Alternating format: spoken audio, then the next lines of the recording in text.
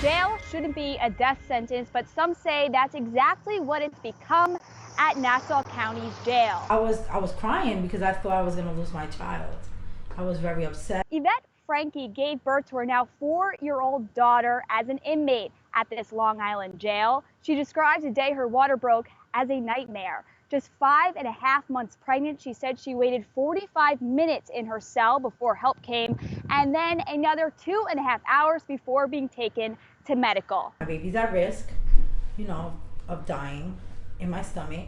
And, everything took forever. People seem to be dropping dead like flies, right? So every other week we would hear about another death happening. There have been 7 deaths at this jail since 2011. The same year, the Florida-based company Armor Correctional Health Services took over the jail's medical care. Many have long pointed blame at Armor Correctional Health Services. New York's Attorney General is now filing a lawsuit against the company, alleging dangerous, inadequate health services, and also seeking to ban the company from the state. Now, according to the New York Attorney General's report, he also says that a number of positions that are required under contract went vacant for years. Now, activists like Dr. Peter Hart are saying, let's take away Armor's control over the medical care at the facility altogether and return the care to Nassau University Medical Center. To me, I'm not protesting they should get fancy food, but there is one thing humanity demands, and that's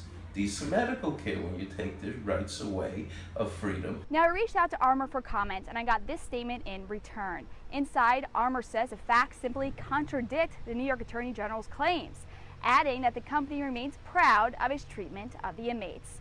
In the meantime, activists continue to push for Nassau County Jail to remove Armor as its health care provider. We're beginning to see trends in the privatization of medical care for services like this at prisons not being as transparent and as good as they promise to be. I wonder if we're putting too much pressure on the system because you're in prison already. Now it's our responsibility to make sure that prisoners get state-of-the-art health care. It doesn't have to be state-of-the-art to keep you from dying. It just has to be adequate. People die outside prison all the time.